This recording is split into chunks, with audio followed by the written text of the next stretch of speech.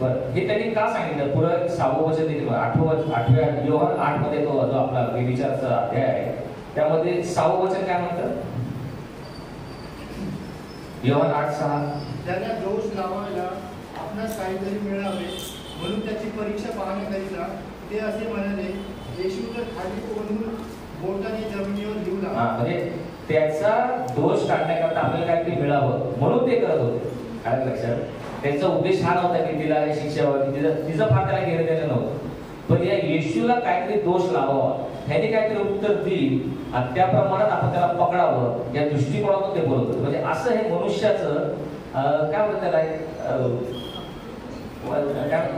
म्हणजे उलट्या काळाचं मनुष्य आहे. त्याच्या मनामध्ये काहीतरी काळ असेल की त्या येशूला कसं तरी धरायचं, त्याला पकडायचं, त्याला शब्दात पकडायचं, ह्या दृष्टिकोनातून ते बोलले होते. ह्या प्रश्नाचं उत्तर तेवढं फार सोपं नव्हतं. कारण काय माहितीये का, तो जर म्हटला असता की हिला धोंडमार करा तर काय झालं असतं? तर ते म्हटले असते, काही दिवसापूर्वी डोंगरावर तू प्रवचन केलंस आणि त्या ठिकाणी काय म्हटलं, जे दयाळू ते धन्य करा, त्यांच्यावर दया करण्यात येईल. तुम्ही दया करा, तुम्ही क्षमा करा, तुम्ही प्रीती करा, हे तर फार तू गोडगोड सांगितलंस तिथं. आणि तू काय म्हणतोस, तिला धोंडमार करा, तू दुटप्पी आहेस, असं त्यावर दोष ते लावू शकते. तो जर म्हटले असते तो दगडमार करू नका तर ते काय म्हटले असते, मोशेचं नियमशास्त्र बोलतो करा किंवा करू नका, दोन्ही मध्ये त्याला कचऱ्यात ते पकडणार होते. पण येशू ख्रिस्ताने त्यांचे अंतःकरणे जाणणे, कारण आमचा देव हृदय तोलून पाहणारा, अंतःकरण चाळून पाहणारा, अंतर्याम पारखणारा देव आहे. त्याने पूर्णपणे ओळखलं की मला पकडायला आले आणि त्याने असं उत्तर दिलं की ते निरुत्तर झाले. आणि म्हणून उलट्या जगात सुलट कसं चालायचं, दुसऱ्यांवर दोष दाखवण्यापेक्षा स्वतःचे दोष पहिले पहा, स्वतःचा न्याय करा. तुमचा न्याय स्वतःपासून होत्या, म्हणजे त्यावेळेस तुमच्यावर न्यायाचा प्रसंग येणार. हे आम्ही लक्षात ठेवलं पाहिजे. आम्हाला जर सुलट चालायचं असेल, बाकी सगळे लोक दोष काढायला टपलेलेच आहे, बरोबर ना? नंतर वाढलेला हाताचा मनुष्य, ती गोष्ट आपल्या सर्वांना माहिती आहे. एका शपथ दिवशी प्रभू येशू ख्रिस्त सभास्थानात गेला, तिथे वाढलेल्या हाताचा एक मनुष्य होता आणि त्याला येशूने काय म्हटलं, पुढे येऊन उभा राहा. आणि त्यावेळेस हे पुन्हा एक वारी शास्त्री पुरुष होते, ते फक्त पाहत होते की ह्याने बरं करला, त्यांनी जर बरं केलं असतं तर काय झालं असतं, त्यांनी शपथ मोडाने काम केलं असं ते पाहिलं असतं. आणि म्हणून येशूने त्याच्याकडे रागाने पाहिलं आणि काय म्हटला, मनुष्याला म्हटलं तो आपला हात पुढे कर. आणि त्यावेळेस ते हात त्याने पुढे केला, तो बरा झाला. त्यावेळेस हे या लोकांची डोके फिरण्याचं म्हटलंय आणि ते येशूचा घात करण्यासाठी बाहेर जाऊन ते मसलत करू लागले. म्हणजे अशा प्रकारे परमेश्वर किंवा प्रभू येशू ख्रिस्त त्यांना टाकून देत आहे की ह्या मनुष्याला कशाची गरज आहे, बरं होण्याची गरज आहे. आणि म्हणून येशू ख्रिस्तांना एक गोष्ट या ठिकाणी सांगण्याचा प्रयत्न करत आहे. आपण त्या ह्याच्याकडे जाऊया, मला त्या अध्यायाकडे जाऊ, तिथं तुम्हाला एक वचन दाखवलं, तुम्हाला लक्षात येईल. मार्क सुवर्तमान 3रा अध्याय काढूया.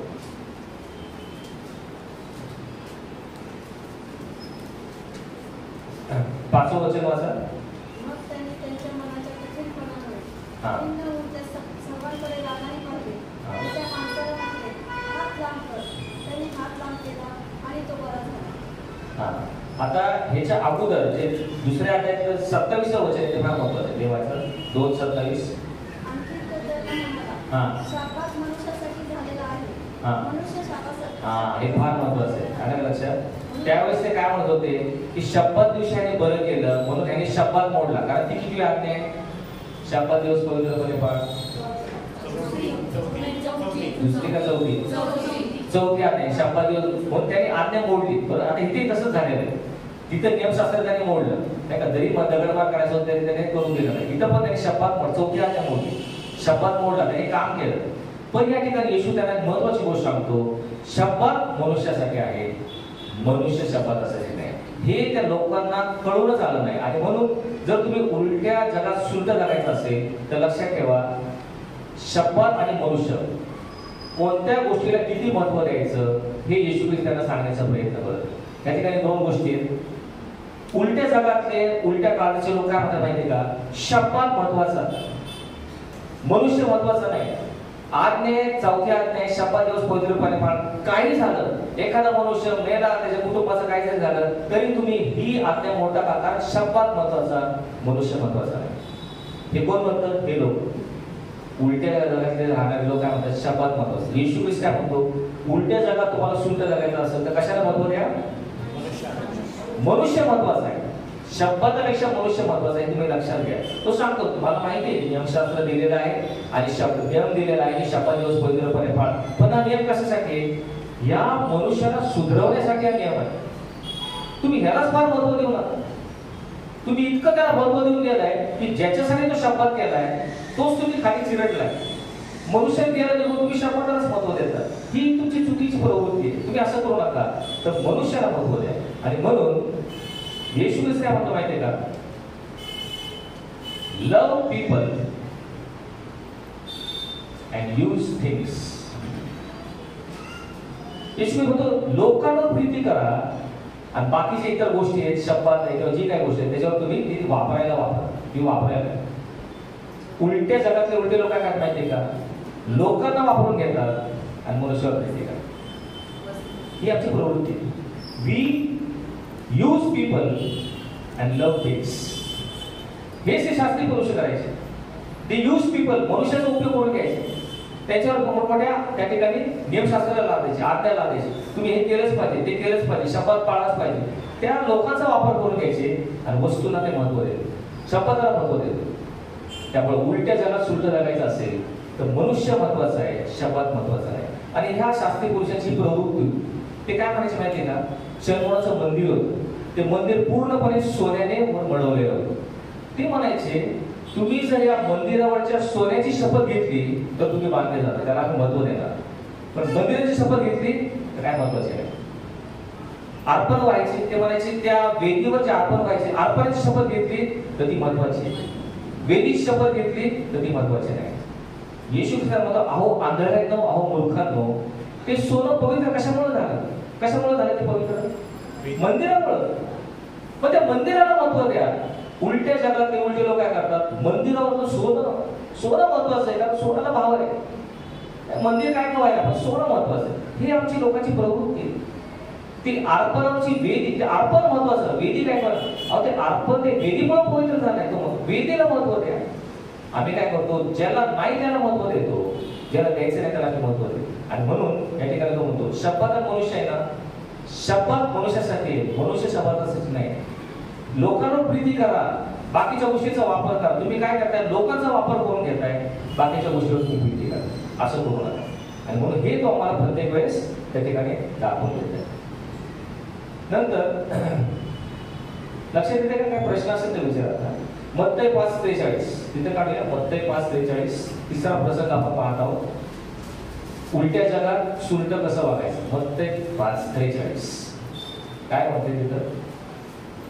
आपल्या शेजाऱ्यावर प्रीती कर व आपल्या वैराचा द्वेष कर असे सांगितले होते, हे तुम्ही ऐकले आहे. बरं, पुढे वाचा. मी तर तुम्हाला सांगतो, तुम्ही आपल्या वैरावर प्रीती करा आणि जे तुमचा छळ करीतात त्यांच्यासाठी प्रार्थना करा. पुढे 47 अशासाठी की तुम्ही आपल्या स्वर्गातील पित्याचे पुत्र व्हावे, कारण तो वाईटांवर व चांगल्यावर आपला सूर्य उगवतो आणि नीतिमानावर अनितिमानावर पाऊस पाडितो. कारण जे तुमच्यावर प्रीती करीतात त्यांच्यावर तुम्ही प्रीती केली तर तुमचे प्रतिफळ काय? जकातदारी तसेच करतात ना. आणि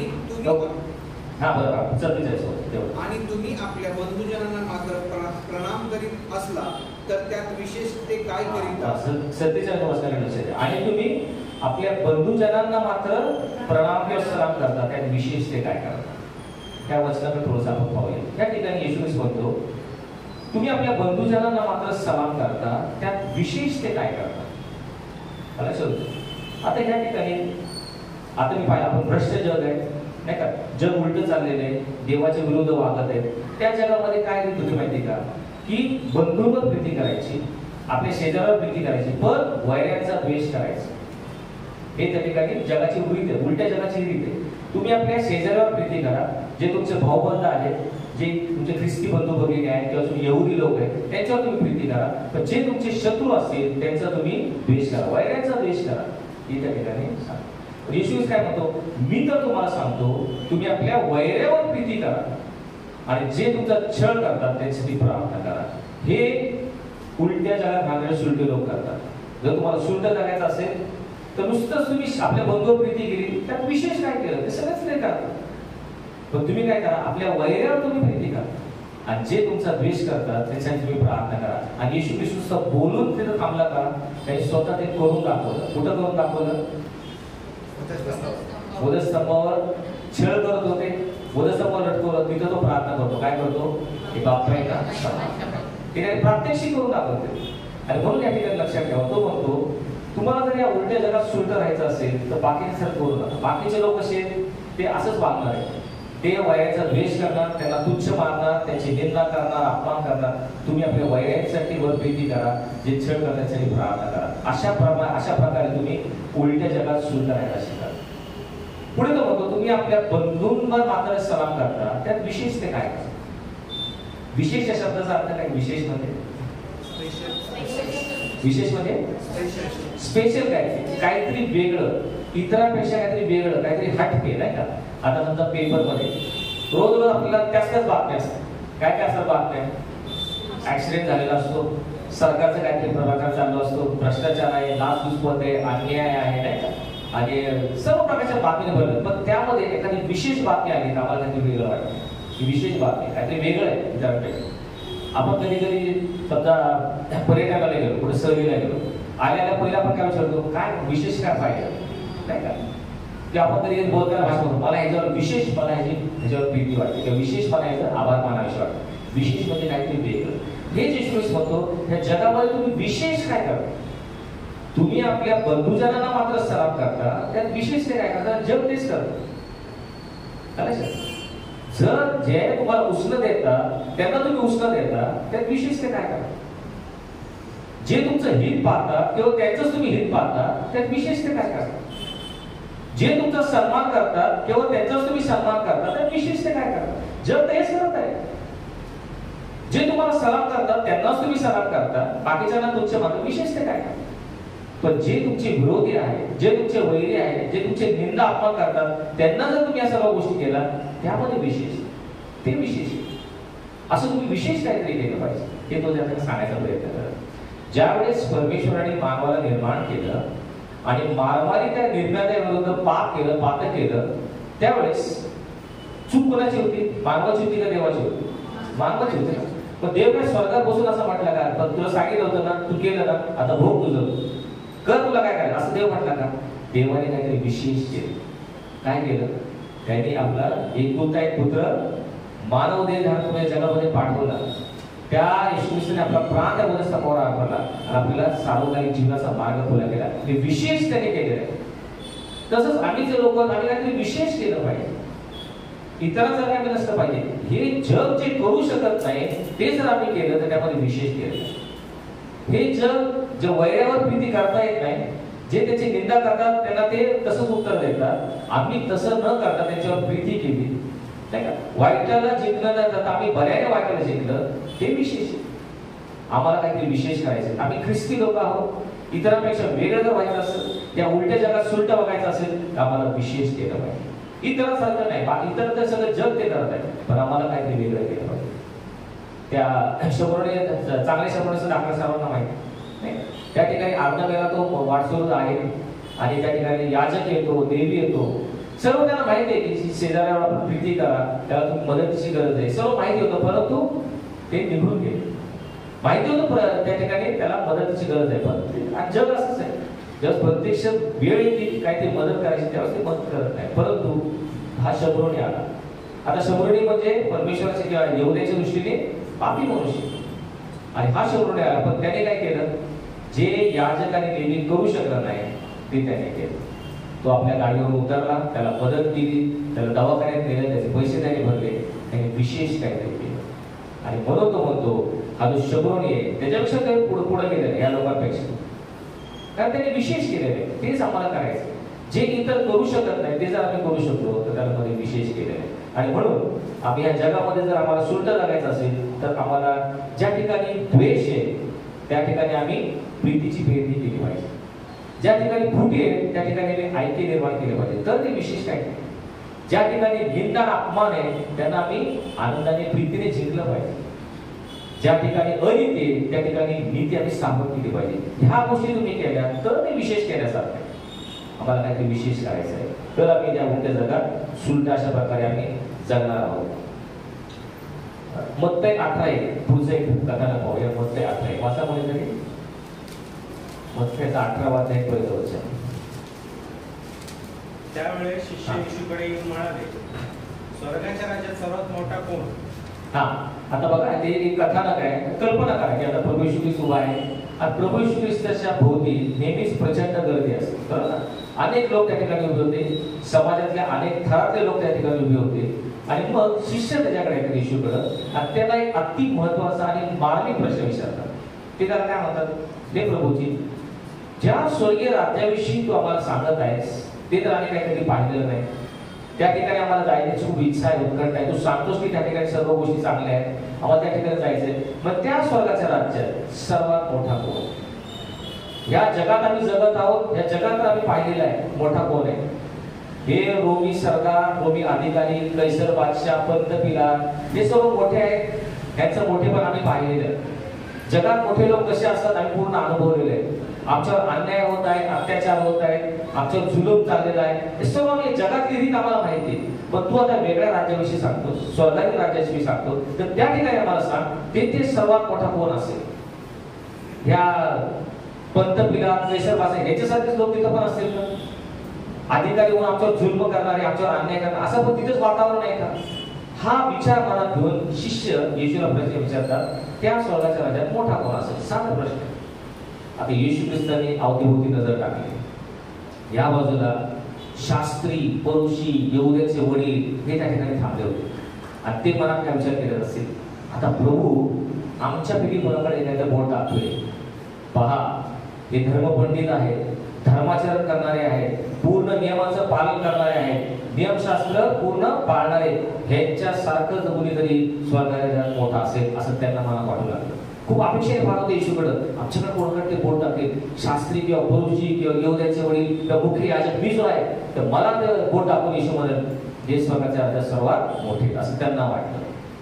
थोडस बाजूला रोमी अधिकारी, कैसर बादशाह असेल, पंत पिलात असेल, ते उभे असेल. त्यांना मला काय वाटत असेल, मी इथं अधिकारी आहे, माझ्या हातात सत्ता आहे, अशा माझ्या एखाद्या मनुष्याकडे तो बोट करून म्हणेल की अशा सत्ता आणि अधिकार असलेला मनुष्य स्वर्गात मोठा असेल असं त्यांना वाटायला लागलं. प्रत्येकाला वाटत होतं मला काहीतरी तो देणार का, मी सत्ता आहे, माझ्याकडे अधिकार आहे, माझ्याकडे त्या ठिकाणी हुकूमत आहे आणि म्हणून मला तो म्हणेल की स्वर्गाच्या राज्यात असे लोक पाहिजे. थोड्याशा बाजूला आम्ही उमराव लोक होते, श्रीमंत धनाढ्य लोक, आणि त्यांना स्वर्गाच्या राज्याची माहिती होती. त्यांना वाटलं आमच्यासारखे कोणी नाही, आम्ही श्रीमंत आहोत, सुख, वैभव, विलास, चैन, ऐशाराम आमच्या पायाशी लोळत घेत आहे आणि मग स्वर्गात सुद्धा आमच्यासारखाच कोणीतरी एक अधिकारी असेल, आमच्याकडे बोट दाखवून तो म्हणेल की ह्यांच्यासारखा एखादा आम्ही उमराव हा स्वर्गाच्या राज्यात सर्वात मोठा असेल असं त्यांना वाटत होतं. या बाजूला थोडस येशूचे 12 शिष्य थांबले होते. ते म्हणले, पहा आम्ही तर सर्व काही सोडलं, आमचं घरदार सोडलं, आमचं सगळं कामकाज सोडले, उपजीविका गेली, सर्व काही टाकून आम्ही इथं आलो. हा आमचाच अधिकार असणार आहे, कारण आम्ही आमचं जीवन त्यासाठी देत आहोत. आमच्यापैकी एकाला येशू ख्रिस्त म्हणेल की हा स्वर्गाच्या राज्यात सर्वात आहे. प्रत्येकाला आपल्या स्वार्थापोटी वाटत होतं की मीच त्या स्वर्गाच्या राज्यात मोठा अधिकारी असणार आहे. येशूने प्रत्येकाकडे पाहिलं, त्यांच्या डोळ्यामध्ये स्वतःबद्दलचा मीपणा, अहंकार, स्वार्थ आणि लोभ हे सर्व त्याला दिसत होते. आणि मग हे सर्व असताना त्या ठिकाणी भयानक शांतता झालेली आहे. प्रत्येकाचं लक्ष येशूकडे लागलेलं आहे. आता तो काय उत्तर देणार यासाठी सर्व उत्सुक आहे. अशा वेळेस येशूने इकडे तिकडे पाहिलं आणि खाली त्याला एक 1.5 ते 2 वर्षाचं एक बाळ खेळताना दिसलं. त्या बिचाऱ्या बाळाला काही माहिती नाही की काय चाललेलं आहे, काय संघर्ष चाललाय, किती आता त्याची रस्सीखेच चालू आहे हे त्या 2 वर्षाच्या मुलाला माहिती नाही. येशूने त्याला हळूच खांद्यावर घेतलं, आपल्या उराशी धरलं आणि तो त्यांना म्हटला, मी तुम्हाला खचित खचित सांगतो, तुमचा पालक होऊन तुम्ही ह्या बालकासारखं झाल्याशिवाय स्वर्गाच्या तुमचा प्रवेश होणार नाही. मोठं व्हायचं सोडा, तुमचा प्रवेश सुद्धा होणार नाही. तुम्ही या बालकासारखं झालं पाहिजे. उलट्या जगात शुद्ध वागायचं ना, ते बालकासारखं झालं पाहिजे. आम्हाला वाटतं आम्ही कोणतरी खूप मोठे आहोत, आम्ही श्रेष्ठ आहोत, आम्ही एवढं ज्ञान मिळवलेलं आहे, आमच्याकडे एवढा अधिकार आहे, आमच्याकडे सत्ता आहे, आमच्याकडे पैसा आहे, म्हणून आम्ही श्रीमंत, आम्ही स्वर्गाच्या राज्यात मोठे. येशूने म्हणून नाही, त्या बालकासारखं झालं पाहिजे. पुढे तो म्हणतो, जो कोणी स्वतःला या बालकासारखा नम्र करेल तो स्वर्गाच्या राज्यात सर्वात मोठा आहे. ही उलट्या जगात सुलट राहण्याची पद्धत आहे. उलट्या जगातले लोक काय करतात? उलट्या जगातले लोक जगत असताना आपल्या स्वतःला खूप ज्ञानी आहोत, श्रेष्ठ आहोत, आमच्याकडे सत्ता आहे आणि ते पुढे जायचा प्रयत्न करतात. येशू ख्रिस्त म्हणतो, जो कोणी त्या बालकासारखं नम्र होईल स्वर्गाच्या राज्यात सर्वात श्रेष्ठ. पाठ वचन आपण पाहूया, म्हणजे आपल्याला लक्ष देईल. कुठे ते वचन? योहानचे वर्तमान मध्ये 18 वाचा. जास्त जो कोणी स्वतःला या बालकासारखा नम्र करीतो स्वर्गाच्या राज्यात सर्वात मोठा होईल. बघितलं, आपल्या जर या उलट्या जगात सुलट्या जगायचं असेल, आम्ही काय बालकासारखं नम्र झालं. एकच गुण त्या बालकामध्ये असतो की ते नम्र असतं, त्याच्यामध्ये कुठलाही अहंकार नसतो. आता एखाद्या वर्षाचं बालक आहे, खूप गोड दिसायला आहे, सर्व लोक येऊन त्याचं कौतुक करतात, त्याला कडेवर घेतात, पण त्याच्यामध्ये असा अहंकार येतो, मी कोणतरी एकदम दिसायला आहे, तरीच त्या बालकाला वाटत नाही, त्याला काहीच कळत नसतं काय लोक बोलते. तसं तुम्ही नम्र व्हा.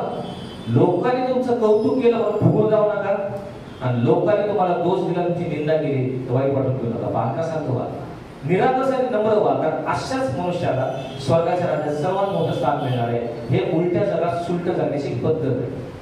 समजलं तुम्हाला? पुढे जाऊया. मत्ते 20 ते 28 वाचा. म्हणते त्या ठिकाणी एक प्रसंग आहे, आपल्या सर्वांना परिचयाचा आहे. मत्ते 20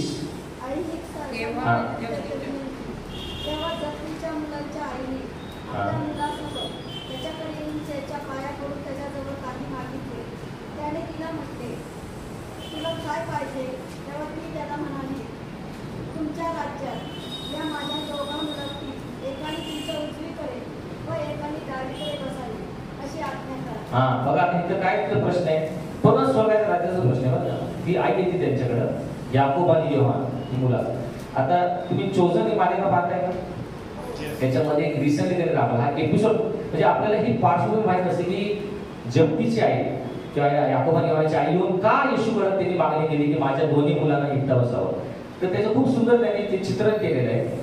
पेत्र आणि आंद्रिया दोघं भाऊ होते, आणि याकोब आणि योहान दोघं सगळे मच्छीमार होते. परंतु ह्या दोन गावांमध्ये थोडस संघर्ष होता. कोण मोठा? पेत्र आणि आंद्रिया स्वतःला मोठे समजत होते. याकोब आणि योहान यांना सुद्धा वाटत होतं आम्ही श्रेष्ठ आहोत, आम्ही सर्व सोडलं, आमचा बाप जब्दी याचा आमचा व्यवसाय सोडला तर आम्ही सुद्धा श्रेष्ठ आहोत, आमच्यामध्ये कोणी यांच्यापेक्षा कमी नाही. आणि त्या ठिकाणी येशू काय करतो माहिती का? सर्वांना सोडून पेत्राला धरतो. तर मात्र शिमोना तुला आता पेत्र म्हणतील. पेत्र म्हणजे खडक, या खडकावर मी आपली मंडळी स्थापन, असं बोललं. त्या दोघांना फार जीवाने लागलं. याकोब आणि योहान खूप सुंदर चित्र आहे, तुम्ही ते पहा एपिसोड की आम्ही एवढं तुझे शिष्य असताना तू ह्याला पेत्र नाव दिलं. मग ते दोघं विचारतात आणि आपल्याला काय नाव द्यायचं? येशू काय म्हणतात आपल्याला? याला तर खडक पडलाय, आपल्याला काय वेगळं नाव देईल का? त्यांच्यामध्ये भूमी आली. ह्याला जर पाठत इथून पुढे शिमोन म्हणायचं नाही, आणि म्हणून प्रत्येक वेळेस ते अडखळतात बोलताना. इतक्या वर्ष 3 वर्ष शिमोन बोलायची सवय झाली असते. पहिले शिमोन म्हणतात, म्हणतात नाही सॉरी पेत्र तुला तर पेत्र म्हणतात. त्याचा एक मोठा इश्यू केला जातो, मोठा बोवाटा होतो, कारण येशूने गुरुने त्याला पेत्र नाव दिले. पण या सोबत वाईट वाटतं. मग ते येऊन घरी येतात, दोघंही नाराज असतात. दोघं नाराज, चेहरे उतरलेले. मग त्याचे आई वडील विचारतात काय झालं तुम्हाला? तेव्हा काय नाही झालं. तो बाप म्हणतो मी तुमचा बाप आहे, मला माहिती आहे, तुमच्या चेहऱ्यावर दिसते काहीतरी झालेलं आहे. आणि मग ते हळू सांगतात येशूने त्याला नाव दिलं पेत्र. ती आई चिडते, तुम्ही काय त्याच्यापेक्षा कमी आहेत का? माझी तुम्ही मुलं सगळं काय सोडलंय, पेत्र काय मोठा लागून गेला, मी येऊन विचारते की तुम्ही काय? आणि म्हणून ते जाऊन येशूला विचारते. आलं का? पार्श्वभूमी लक्षात आली का? त्याचे सहज विचारले नाही. पेत्रानं जर खडक नाव दिलं, माझ्या मुलांना का नाही? मग माझ्या मुलांना दुसरीकडे डावीकडे वाचतो. हा तिची पार्श्वभूमी आहे, ते आपल्या लक्षात येते. मग जेव्हा आपण ती सिरियल बघतो लक्षात येतं की त्याच्यामध्ये संघर्ष आहे. आमच्यामध्ये मोठा कोण, याच्यामध्ये संघर्ष चालू होतात. आणि परिस्थिती 2000 वर्षांतर काय बदललेली नाही. आपल्या मंडळीमध्ये सुद्धा ते चालतं, प्रत्येक मंडळीमध्ये त्याच्यामध्ये संघर्ष असतो. मी श्रेष्ठ, मी कोणीतरी मोठा, त्याच्यापेक्षा मी काहीतरी वेगळा आहे, ह्याच उद्देशाने ते आलेले. त्या ठिकाणी येशू त्याला काय होतं, हे उत्तर आहे ना पुढं आहे. म्हणजे तुम्ही आता 25वं वचन वाचा, काय म्हणते बघा. पण येशूने त्यास बोलावून म्हटले, परराष्ट्रीयांवर त्यांचे अधिपती प्रभुत्व चालवितात व मोठे लोकही अधिकार करीतात, हे तुम्हास ठाऊक आहे. तसे तुम्हामध्ये नाही. तर जो कोणी तुम्हामध्ये श्रेष्ठ होऊ पाहतो तो तुमचा सेवक होईल. बरोबर. आणि जो कोणी तुम्हामध्ये पहिला होऊ पाहतो तो तुमचा दास होईल. पाहिलं काय वचन फार होतं तो काय, पण येशूने त्यास बोलवून म्हणते, परराष्ट्रीयांवर त्यांचे अधिपती प्रभुत्व चालवितात व मोठे लोकही अधिकार करतात, हे तुम्हाला ठाऊक आहे. म्हणजे उलट्या जगातले उलटे लोक काय करतात, अधिकारी त्यांच्यावर प्रभुत्व चालवतात आणि मोठे लोक अधिकार करतात. ही उलट्या जगातली कहाणी आहे. जग असंच चाललेलं. जगामध्ये काय करतात, जे मोठे अधिकारी आहेत, जे श्रेष्ठ आहेत, ते इतर लोकांवर अधिकार प्रभुत्व चालवतात. तसं स्वर्गाच्या राज्यात नाही. स्वर्गाच्या राज्यात तुमच्यापैकी जो मोठा होऊ पाहतो त्याने काय व्हायला पाहिजे, सेवक व्हायला पाहिजे. श्रेष्ठ होऊ पाहतो त्याने कनिष्ठ व्हायला पाहिजे. या उलट्या जगात तुम्हाला सुलट लागायचं असेल तर हा नियम तुम्ही लक्षात ठेवा. तुम्हाला फार मोठं व्हायचंय ना, येशूच्या जवळ तुम्हाला स्थान पाहिजे ना, लीन व्हा, कमीपणा घ्या, कनिष्ठ व्हा, तर तुम्हाला पुढे श्रेष्ठ स्थान हे त्या ठिकाणी सांगायचं तो प्रयत्न करू. आणि मग प्रत्येक उदाहरणातून आपण दिसत आहे की येशू ख्रिस्ताची त्यावेळेची का त्याला एवढा विरोध झाला आहे तुमच्या लक्षात येत असेल. त्याची क्रांतिकारक शिकवण होती. ह्या जगाच्या अगदी उलट, जग जे विचार करतं, जगाचे विचार करणे त्याच्या विरुद्ध तो सांगत होता आणि म्हणून त्याला एवढा विरोध होऊन शेवटी त्याला बोधस्तंभावर लावला लागला. आणि ही येशूची शिकवणच तशी. आणि म्हणून जगाला ती पटत नाही, जगाला ती विक्षिप्त वाटते, जगाला ती विचित्र विसर्जक वाटते. हे अशी आमची विचारधारणा नाही. आणि जसं तुम्ही जगायला जाल तसं लोक तुम्हाला विरोध करतील, तुम्हाला तोडवण्याचा प्रयत्न करतील, तुमच्यावर निंदा आणि अपमान होईल. कारण ही जगाची पद्धत आहे की आमच्या वेगळं काय तुम्ही वागायला गेला की जग तुम्हाला दोष लावतं, तुम्हाला मग खाली घ्यायचं. आणि या ठिकाणी हेच येशू सांगत आहे, तुम्हाला श्रेष्ठ व्हायचं तर असं सांगणार नाही. जगामध्ये असं चालेल, पण माझं राज्य या जगाचं नाही. तर माझं राज्य स्वर्गीय. स्वर्गीय राज्यामध्ये जो कोणी बालकासारखा नम्र होतो, स्वर्गाचा राज्य श्रेष्ठ आहे. जो कोणी मोठा होऊ पाहतो त्याला लहान व्हावं लागलं. उलट्या जगात सुलट चालणं अशा प्रकारे शिकलं पाहिजे. नंतर मत्ती 6:24 वाचा.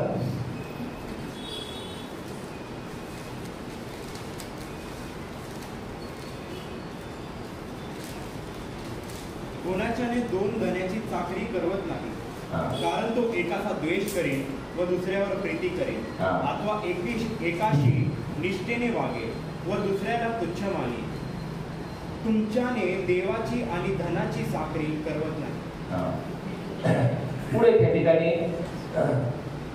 हे जग जे आहे, हे उलट जग जे आहे, या उलट्या जगामध्ये पैसा हे जगाचं दैवत आहे. पवित्र शास्त्रामध्ये काय सांगतं, पैसा हे जगाचं दैवत आहे. आणि पैसा म्हटला की सगळीकडं काय होतं, लोक त्याकडे धावतात. सगळ्यांना पैसा हवा, कुणाला पैसा नकोच नाही. आणि म्हणून पैशाचा लोभ हा भयंकरपणे जगामध्ये सगळीकडे चाललेला आहे. एकाने असं म्हटलंय, जगामध्ये खूप धर्म आहे, बरोबर ना, भिन्न धर्म आहे, प्रत्येकाची विचारसरणी वेगळी, प्रत्येकाची विचारधारणा वेगळी, वेगवेगळ्या मार्गाने देवाकडे जातात असं प्रत्येकाला वाटतं. आणि म्हणून कोणी हिंदू आहे, कोणी मुस्लिम आहे, कोणी ख्रिश्चन आहे, कोणी जैन आहे, वेगवेगळ्या धर्माच्या आपल्या पद्धतीप्रमाणे देवाला पूजन करायचं किंवा देवाला प्रसन्न करायचा प्रयत्न करतात. पण तो म्हणतो ज्यावेळेस पैशाची गोष्ट येते, पैशाचा धर्म येतो, त्यावेळेस सगळ्याचा धर्म सारखाच असतो. पैशाची बाब आली सगळ्याचा धर्म सारखा, तिथं कोणी वेगळं नाही. ख्रिस्ती असू दे, हिंदू असू दे, मुस्लिम असू दे, जैन, पैसा म्हटले की मग सगळ्यांचा धर्म सारखा, तिथं कोणी भिन्न नाही, त्यामध्ये कोणी वेगळा नाही. आणि तिथं आम्हाला वेगळे पण दाखवायचं, इथे आम्हाला शुल्क चालू दाखवायचं. अतिशय कठीण आहे. कारण तुम्हाला सांगतो, पैशामध्ये एवढी ताकद आहे ना की तो आम्हाला तसं शुल्क जगू देत नाही. आता येशूने असं म्हणायला पाहिजे होतं, देवाचा एक नंबरचा शत्रू कोण आहे? देवाचा शत्रू सैतान, बरोबर. सैतान हर वैरी देतात. येशूने म्हणायला पाहिजे होतं, कुणाला दोन धन्याची चाकरी करता येत नाही, कुणाला देवाची आणि सैतानाची चाकरी करता येते असं म्हणायला पाहिजे होतं. नाही, तो काय म्हणतो, कुणालाही दोन धन्याची चाकरी करता येत नाही. दोन धनी कोण? देव विरुद्ध. तेवढी ताकद आहे पैशामध्ये. पैसा तुम्हाला देवापासून दूर नेऊ शकतो, भरवू शकतो. पैशाचा लोभ, पैसा स्वतः नाही बघा, तुम्ही याच्यामध्ये गैरसमज करून घ्यायचा आहे, मिसअंडरस्टँडिंग करायचं आहे. पैसा महत्वाचा आहे, आपल्याला उपजीविकेसाठी पैसा लागतो, आपल्याला सन्मानाने जगायचं आहे, त्यामुळे आपल्या मूलभूत गरजा अन्न वस्त्र निवारा यासाठी पैसा लागतो.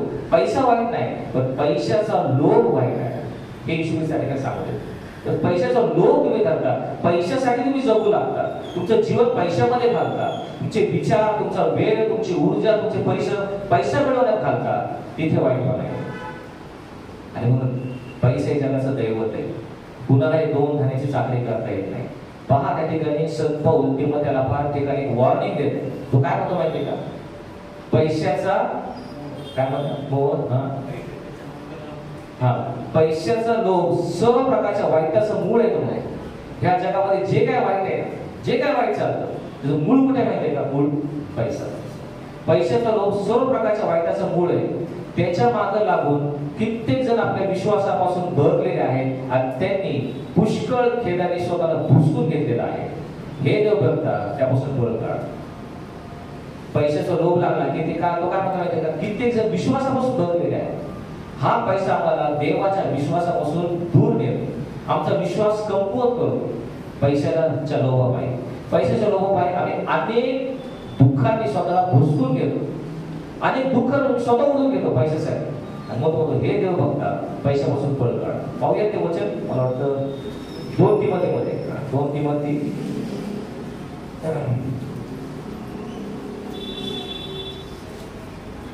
आपल्याला उलट्या जगात सुलट जगायचं असेल तर पैशाला कसं महत्व द्यायचं? हा बघा 2 तिमोथी 6:7 हे मी वाचतो. सॉरी 1 तिमोथी 6:7. आपण जगात काही आणले नाही, आपल्याला त्यातून काही देता येत नाही. आपल्याला अन्न वस्त्र असल्यास तेवढ्या तृप्त असावे. तो सभ्यने वाणी देतो, अन्न वस्त्र आहे ना, तृप्त राहा. परंतु जे धनवान होऊ पाहतात ते परीक्षेत, पाशात आणि माणसाच्या नाशात व विध्वंसात बुडवणाऱ्या अनेक मूर्खपणाच्या व बाधक वासनात सापडतात. पैसा काय करतो? आम्हाला पाशात म्हणजे आम्हाला परीक्षेत टाकतो, आम्हाला मोहात टाकतो आणि मूर्खपणाच्या व बाधक वासनात तो सापडतो. बरोबर? कारण द्रव्याचा लोभ सर्व प्रकारच्या वाईटाचं मूळ आहे. त्याच्या पाठीस लागून अनेक विश्वासापासून बघले आहेत आणि त्यांनी स्वतः पुष्कळशा ठिकाणी घुसवून घेतला आहे. 11 वचन म्हणतं, हे देव बघता तू यापासून पळ आणि नीतिमत्व, सुभक्ती, विश्वास, प्रीती यांच्यातून मागे लाग. बरोबर? पैसा काय करतो? आम्हाला चांगल्या गोष्टीपासून आम्हाला तो दूर नेतो आणि वाईट गोष्टीकडे पाशात पाडतो, परीक्षेत पाडतो, मोहात पाडतो आणि आम्ही स्वतःला खेळाने घुसवून घेतो. आणि म्हणून आम्हाला जर या उलट्या जगात सुलट जगायचं असेल तर पैसा आहे महत्वाचा, पण त्याला योग्य स्थान आम्ही दिलं पाहिजे. इंग्लिशमध्ये फारच म्हण आहे, money is a wonderful servant but a terrible master. Money is a wonderful servant but a terrible master. म्हणजे पैसा हा एक उत्तम असा तुमचा नोकर आहे, पण तो एक भयानक धनी आहे. याचा अर्थ काय? पैशाला तुम्ही नोकरासारखा वागवतो. आपण नोकराला कसं वागवतो? त्याला त्याच्या जागेवर आपण ठेवतो, त्याला काही पगार पाठवतो, पण तो आपल्या वरचढ होतो का नोकर? कधीच होत नाही. पण इट्स अ टेरिबल मास्टर, म्हणजे भयंकर. जर पैसा तुमचा धनी झाला, पैशाने तुमचं जीवन त्या ठिकाणी चालू लागला तर मग भयंकर गोष्ट. आणि म्हणून आम्ही पैशाला योग्य जागी ठेवलं पाहिजे. वापरा, पैसा वापरायचा. अनेक लोक श्रीमंत आहेत, परंतु त्या श्रीमंत उपयोग देवाच्या राज्याच्या वाढीसाठी करतात. श्रीमंत आहे म्हणजे तुम्ही स्वर्गाच्या राज्यात जाणार नाही ही समज चुकीची. पण तुम्ही श्रीमंतीचा वापर कसा करता? पैशाचा लोभ धरता का त्याचा वापर देवाच्या गौरवासाठी करता? ह्यावर सगळ्या गोष्टी अवलंबून आहेत. प्रत्येकाला त्या विशिष्ट आर्थिक स्थितीमध्ये परमेश्वराने ठेवलेलं आहे. एखादा श्रीमंत मनुष्य आहे, मग मी गरीब होणार, हे त्याचं उत्तर नाही. त्या श्रीमंतीमध्ये तू कसं वागणार आहेस देवाचं? पैशाचा पाहण्याचा दृष्टिकोन तुझा कसा असणार आहे? अधिक पैसा मिळवण्याच्या मार्गात तू आपलं जीवन खर्ची घालणार का तो पैसा देवाच्या गौरवासाठी योग्य रीतीने वापरणार? हा महत्वाचा प्रश्न, पैशाचा वापर. आणि म्हणून एका ठिकाणी म्हटलेलं आहे, स्वर्गामध्ये जे आहेत रस्ते कशाचे? रस्ते सोन्याचे. बरोबर? त्यामुळे काय म्हटले की ज्यावेळेस तुम्ही सोनं या जगामध्ये असताना, ज्यावेळेस तुम्ही सोनं आपल्या पायाखाली पुरवायला शिकाल त्यावेळेस तुम्ही स्वर्गात जाण्यासाठी तयार करायला. काय लक्षात? ज्यावेळेस तुम्ही सोनं आपल्या पायाखाली ठेवायला शिकाल जगात असताना, त्यावेळेस तुम्ही स्वर्गात जाण्यासाठी तयार झाला. तिथं रस्ते सोन्याचे. तुम्ही सोनं पायाखाली ठेवलं पाहिजे. जगात सोनं कुठे ठेवतात? डोक्यावर. सोन्याचा ताज, सोन्याचा मूठ डोक्यावर असतं किंवा गळ्यात असतं. उलट्या जगात सुलट राहायचं तर सोनं कुठे ठेवलं पाहिजे? पायाखाली. डोक्यात नाही ठेवलं, पायाखाली. तर आम्हाला योग्य रीतीने आम्हाला जगता येईल, स्वर्गाच्या राज्यात आमचा प्रवेश होतो. बरोबर ना? शेवटचं उलट्या जगातील